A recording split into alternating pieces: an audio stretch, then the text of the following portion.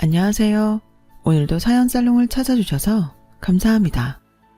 3년 전 친구들에게 결혼한다고 청첩장을 돌렸을 때 거의 기절하다시피 한 친구들의 표정이 아직도 생생히 기억납니다. 그도 그럴 것이 제가 남자 보는 눈이 상당히 특이했거든요.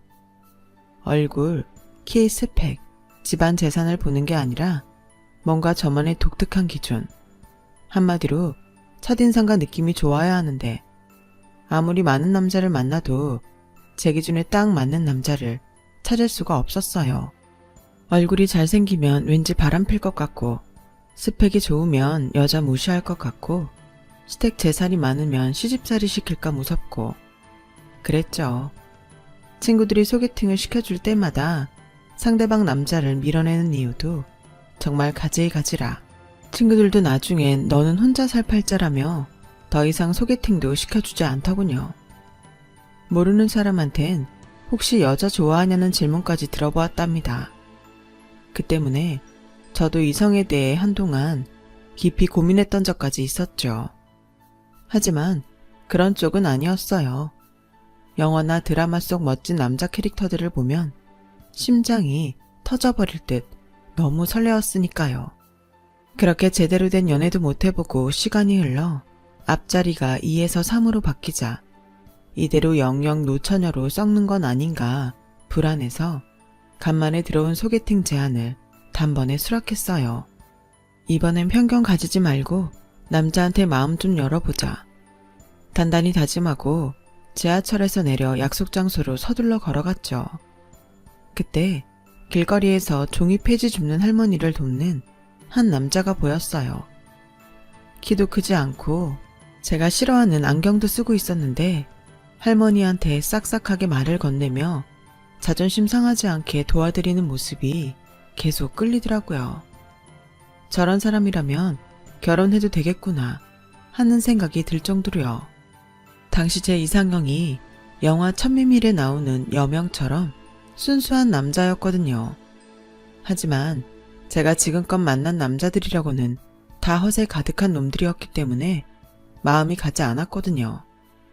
아무튼 그 남자를 보고 이런저런 생각을 하며 약속 장소에 도착했는데 30분이 지나도 소개팅 남이 오지 않는 거예요. 화가 머리 끝까지 나 그냥 가려는 참에 헐떡이며 한 남자가 제가 있는 테이블로 뛰어오더군요. 그 남자 얼굴도 보기 전에 저는 자리에서 일어서며 첫 만남부터 연락도 없이 지각하시는 분하고는 마주 앉아 얘기할 자신이 없네요. 하고 차갑게 돌아섰답니다.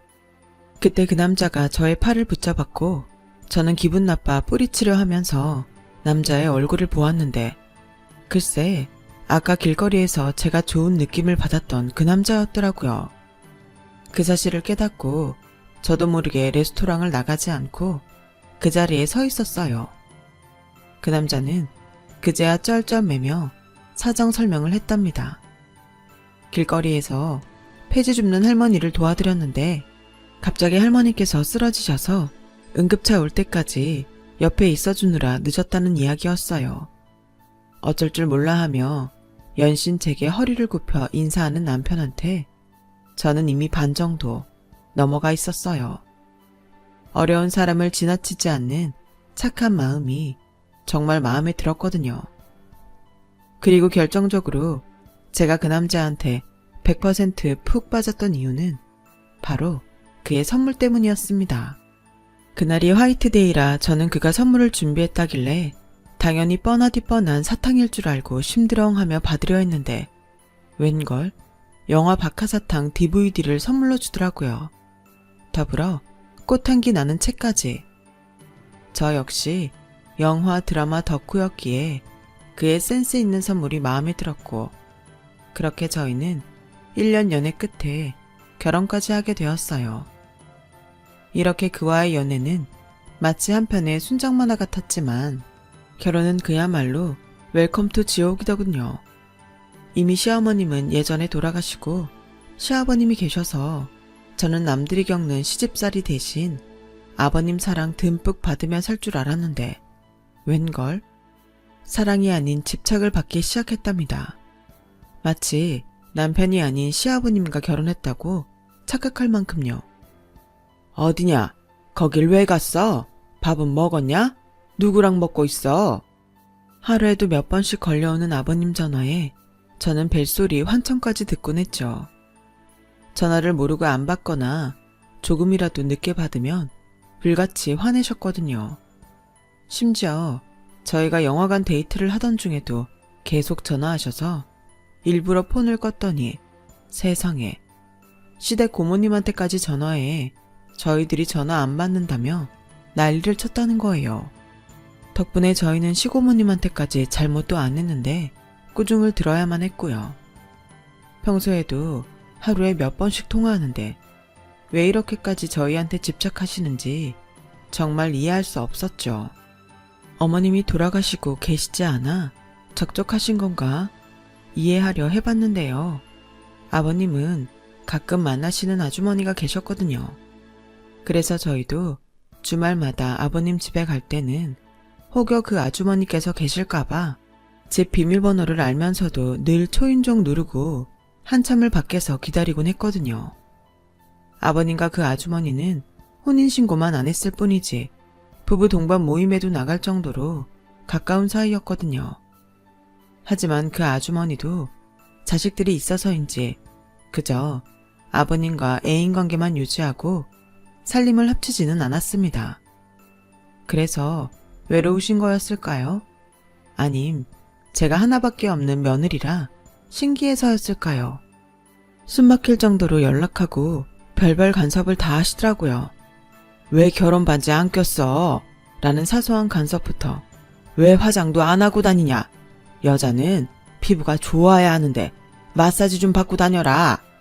라는 선 넘는 외모 지적까지 자기 딸한테도 안 하는 지적을 하며 제 사생활 하나하나 터치하더라고요. 남편한테 힘들다고 하소연했지만 너무 착한 사람이라 차마 자기 아버지한테 저의 힘든 점을 이야기하지 못하더군요. 그래도 시아버지 모시고 안 사는 게 얼마나 다행이냐며 저는 스스로 위로하며 아버님의 유별난 간섭을 그냥 넘어가려 했습니다. 그런데 남편과 달리 아버님은 어찌나 여자를 밝히시는지 어디 식당에 가면 꼭 예쁜 종업원을 뚫어지게 쳐다보곤 저를 민망하게 만들더군요. 아버님, 그만 쳐다보시고 이제 식사 좀 하세요. 이쯤 되면 며느리 말에 민망해 시선을 거둘 텐데 아버님은 그 종업원한테 예쁘다며 수작까지 부리더라고요. 정말 체면이라고는 눈꼽만큼도 없고 그저 자기 마음 가는 대로 하시는 분이었습니다. 아들은 아빠 닮는다던데 어쩜 남편이랑 시아버님은 저리 다르던지요. 그러던 어느 날 제가 아버님과 결국 소원해진 계기가 있었어요. 명절 때 음식을 치우고 거실에서 TV 보며 남편이랑 아버님 셋이서 쉬고 있는데 갑자기 아버님이 제 허벅지 위에 누우려고 하시는 거예요. 아버님, 지금 뭐 하시는 거예요? 깜짝 놀라 제가 아버님 머리를 제 허벅지 위에서 치우자 아버님은 오히려 화를 내며 아니, 딸처럼 예뻐서 그러는 건데 왜 그러냐? 오히려 화를 내는 게 아니겠어요? 적반하장인 아버님의 태도에 저는 기가 막혀 말문이 막혔어요. 남의 집 딸한테 예쁘다며 다리 위에 누우려고 하는 게 말이나 됩니까? 하지만 오히려 아버님은 저를 예민한 사람 취급하더라고요. 그 사건 후로 저는 아버님과 거리를 조금씩 두기 시작했죠. 처음엔 저도 혼자 계신 아버님이 안쓰러워 잘해드리려 했는데 더 가까워지면 아버님이 선을 넘을 수도 있겠다는 생각이 들었거든요. 그래서 아버님과 둘이 있는 자리는 피했고 전화만이라도 더 자주 하고 챙겨드렸습니다. 그런데 더 충격적인 일이 벌어졌어요. 정말 누구한테 말하기에도 부끄러운 일이었죠. 어느 날 아버님이 노망나셨나 할 정도로 저한테 선을 넘는 말을 하시더군요. 너 이모랑 나랑 같이 살면 어떠냐? 순간 제 귀를 의심했습니다. 잘못 들었다고 생각해 아버님께 몇 번이나 다시 말씀해 달라고 했는데 그때마다 같은 대답이었어요. 아버님, 혹시 술 드셨어요? 라고 질문하며 저는 아버님을 조금이라도 이해하려 했죠. 하지만 아버님은 뚜렷한 목소리로 술 안 마셨다고 하더군요. 제 머리는 이게 무슨 상황인가 이해하려 바빴지만 상식을 벗어난 아버님의 질문을 도저히 받아들일 수 없었어요. 그러다 얼마 전 일이 떠올랐어요. 매주 주말에 아버님이랑 같이 식사를 했는데 그날 마침 식사할 식당이 제 외할머니 집 근처라 할머니랑 함께 살고 있는 이혼한 이모와 다 같이 밥을 먹게 되었었거든요. 짠돌이 아버님께서 웬일로 그날 밥값을 낸다고 하셔서 저는 그냥 친정에 체면을 세우게 되어서 감사하다고 생각했었는데 그게 이런 결과를 불러올 줄이야. 아버님은 만나시는 아주머니 계시잖아요. 저는 당황해 어떻게든 이 주제를 벗어나려 애쓰며 무마하려 했는데 아버님은 오히려 그런 제 질문에 에이, 그 사람은 뚱뚱하잖아 하며 더 저를 당황케 했습니다. 아버님과 전화를 서둘러 끊고 저는 이게 대체 무슨 상황인가 생각했답니다. 아니, 사돈네랑 같이 살고 싶다니 이게 대체 무슨 말인지. 저희 친정 이모가 이혼했다고 우습게 보시는 건지 정말 세상에 이런 일이 나올 정도 아닌가요? 친정 이모가 정말 예쁘긴 했어요. 그렇다고 무슨 사돈네를 넘본다는 게 말이 되나요? 애인도 있는데? 그 후로도 아버님은 계속해서 이모님 잘 계시냐며 집요하게 안부를 물어봤고 저는 집안망신이라 이 일을 남편한테만 말하고 꽁꽁 숨기며 가슴앓이 했답니다. 그러던 어느 날 시이모님 딸이 결혼해 오랜만에 시어머님 쪽 친척분들을 만나게 되었어요. 결혼식 이후로 처음 뵙는 거라 좋은 모습 보이려 애썼는데 갑자기 막내 시이모님께서 저를 조용히 부르시더군요. 결혼 생활 어떠니? 아버님이 잘해주시니? 속에선 지금껏 겪었던 일을 다 말씀드리고 싶었지만 친척들 눈도 있고 해서 그냥 고개만 끄덕였어요. 하지만 시이모님은 그런 저를 의심의 눈초리로 쳐다보시더니 제 번호를 묻고는 언제 시간 내서 통화하자며 가시더군요. 그리고 바로 다음날 시이모님께 전화가 왔어요. 그러곤 제게 솔직히 다 털어놓으라며 아버님에 대해 꼬치꼬치 캐묻더라고요. 그래서 저는 그동안의 일을 하소연하듯 털어놓았습니다. 근데 의외로 시이모님은 전혀 놀라시지 않더군요. 오히려 예상하고 있었다는 듯 담담하게 듣고 계셨어요. 그럴 줄 알았다, 그 양반. 노인네가 부끄러운 줄 알아야지. 아직도 여자나 밝히고 말이야. 하시면서 충격적인 이야기를 들려주셨어요. 지금 아버님이 만나시는 아주머니는 돌아가신 어머님의 간병인이었다는 거예요. 우리 언니는 아파서 다 죽어가는데 그동안 간병인이랑 바람이 난 거지. 그래서 우리는 네 시아버지를 쓰레기로 취급한다. 시이모님의 이야기를 듣는 동안 저는 막장 드라마 한 편을 듣는 듯 어안이 벙벙했어요. 문제는 그게 허구가 아닌 제가 속한 현실이라는 거였죠. 그동안 그저 혼자 사시느라 외로움에 주책맞는 행동을 하시는 거라 이해하려 했는데 아픈 아내를 두고 바람까지 핀 파렴치한 사람이었다니 그런 사람이 제가 가장 사랑하는 남편의 아버지라는 게 끔찍했어요. 마치 열어서는 안 될 판도라의 상자를 연 것처럼 저는 알지 말아야 할 시댁의 비밀을 알게 된 것만 같아 너무 괴로웠죠. 더구나 저희 결혼할 때는 돈도 없다며 한 푼도 주지 않으셨으면서 그 아주머니한텐 용돈으로 1,000만 원이나 주었다는 사실까지. 사기 결혼 당한 기분이라 남편한테 이 사실을 알고 있었냐며 난생 처음 밤낮으로 눈만 마주치면 싸웠죠. 나 당신 가난했어도 그냥 착한 사람이라는 거 그거 하나만 바라보고 결혼했어. 그런데 아버님이 만나는 분이 내 언니였다는 걸 왜 결혼 전에 이야기 안 했어? 내가 그런 분을 시아버지로 모시고 싶을 것 같아? 저는 처음으로 남편이랑 이혼까지 생각하게 되었고 아버님 때문에 저희 부부는 갈등의 골이 깊어져만 갔습니다. 나중에 친정 이모한테 들으니 그날 아버님이 너무 뚫어지게 자기를 쳐다봐서 민망했다고 하더군요. 그 말에 저는 역겨움이 느껴져 아버님을 그 다음부터 똑바로 바라볼 수 없었습니다. 저한테 하는 행동 하나하나 다 의심스럽고 거부감이 들어 전처럼 아버님을 살갑게 대할 수 없었거든요. 아버님 때문에 안 마시던 술까지 마시고 힘든 하루하루를 보냈죠. 어쩔 땐 숨을 쉴 수 없을 정도로 가슴이 답답해 눈물만 나오더군요. 그러다 문득 제가 피해자인데 왜 저만 괴로워해야 하는지 억울하더군요. 그래서 결심했습니다. 아버님을 망신 주고 복수할 방법을요. 아버님, 혹시 그 아주머니 말고 다른 분 만날 생각 없으세요? 그동안 찬바람 쌩쌩 맞게 대하던 태도에서 갑자기 온화하게 변한 제 태도에 아버님은 잠시 놀라시더니 이내 제 질문에 의아해 하더군요. 제가 아는 한 아주머니가 계신데 아버님이 좋아할 만한 날씬하면서 참한 분이거든요. 아버님이랑 잘 어울릴 것 같아 소개해 드리려고요. 예상 못한 소개팅 이야기에 아버님은 놀라면서도 계속 좋다며 웃음을 지으시더군요. 그 웃음을 보니 소름이 확 끼쳤지만 참고 약속 장소와 날짜를 말씀드렸어요. 그 후로 아버님은 갑자기 동네 의원 가서 얼굴에 점을 빼시지 않나, 정장을 맞추질 않나 아주 쌩 난리를 피더군요. 그런 아버님을 보니 소개팅에선 어떤 표정을 지으실지 너무 기대되더군요.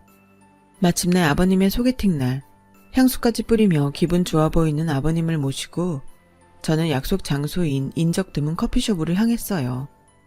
가는 동안 저는 아버님 멋지다며 내내 칭찬했고 아버님은 제 말을 곧이곧대로 믿고 소시적 인물 좋았다며 또 본인 자랑을 하더군요.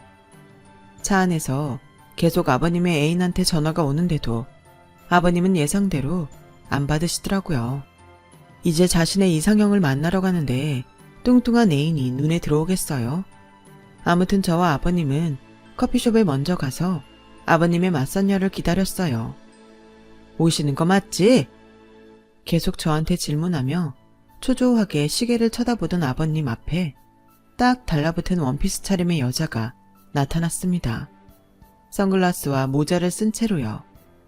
아버님은 맨날 거구의 애인만 보다 눈앞에 모델처럼 날씬한 여자를 만나 너무 좋은지 입을 다물지 못하더군요. 음료 주문할 차례가 되니 맨날 믹스커피만 마시던 분이 생전 안 드시는 아메리카노를 주문까지 하고 속으로 참 애쓴다 애써 하며 혀를 끌끌 찼습니다. 혼자 되신 지 오래되셨다면서요. 그동안 얼마나 외로우셨습니까? 저도 부인 그렇게 허망하게 가고 아들까지 장가 보내니 세상 외로웠습니다.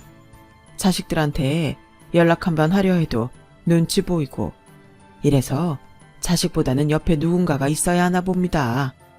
맞선녀 앞에서 뻔뻔하게 말도 잘 지어내는 아버님을 보니 실소가 나오더군요. 그동안 자기 애인한테 하는 연락보다 저한테 더 연락하고 간섭했으면서 무슨 자식들한테 연락도 제대로 못했다고 하는지, 게다가 앞에 맞선녀가 입을 떼기도 전에 매너 없이 혼자 주저리 떠드는 꼴이라니. 그렇게 술 마신 사람처럼 기분 좋아 한참을 떠들던 아버님께선 그제야 맞선녀한테 말을 건넸습니다. 그런데 실내에선 선글라스를 벗어도 되지 않을까요? 모자와 선글라스로 가린 맞선녀의 얼굴을 제대로 보고 싶었던 아버님은 다급하게 말하더군요. 그러자 맞선 보는 분이 천천히 모자와 선글라스를 벗으셨죠. 아니.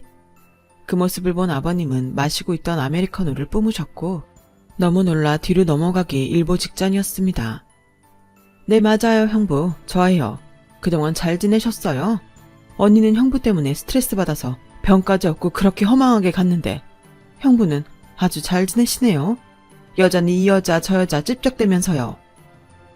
생각지도 못한 처제의 등장에 아버님은 귀신이라도 본 듯 벌벌 떠셨고 저는 아버님한테 얘기했습니다. 아버님, 뭘 그렇게 놀라세요?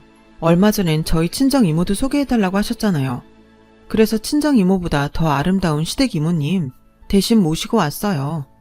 아버님은 어차피 상대가 누구든 그저 예쁘고 날씬하기만 하면 되잖아요? 양심 없는 분이니. 그제야 제 얼굴을 쳐다본 아버님은 손까지 벌벌 떨며 황급히 그 자리를 빠져나가셨어요. 얼마나 놀라셨는지 차키도 가다가 몇 번 떨어뜨리고 다시 줍기를 반복하더군요. 가다가 사고는 나지 않을까 쓸데없는 걱정도 했었죠. 아무튼 그 모습을 본 저와 막내 이모님은 통쾌하게 웃었고, 뒤이어 아버님의 애인인 아주머니한테 녹음 파일을 몇 개 보냈죠. 아버님이 그동안 아주머니가 뚱뚱하고 못생겨서 억지로 만난다는 이야기와 방금 소개팅에서 한 내용이었어요. 그 파일을 받고 지을 그 아주머니의 표정을 상상하니 속이 다 시원했어요. 사실 명절마다 떡하니 아버님 집에 와 있는 아주머니 때문에 동네 사람들은 저한테 시어머니냐고 물어보고, 그 때문인지 자기가 진짜 시어머니 행사까지 했거든요. 그 여자가 저한테 툭 하면 명절 선물도 뭐 받고 싶다 이러면서요. 참나 기가 막혀서. 처음엔 아버님이 만나시는 분이라 예의 차렸는데 시이모님을 통해 그분이 어머님 살아계실 때 아버님이랑 정을 통했다 생각하니 아주 싸대기라도 후려치고 싶은 심정이었죠. 하지만 막상 아버님이 뒤에선 그 아주머니를 비하하니 아주 조금은 같은 여자로서 불쌍했습니다. 뭐가 좋다고 우리 아버님 같은 사람한테 달라붙는지 원. 그 후 남편을 통해 그 아주머니의 아버님이 헤어졌다는 이야기를 들었어요.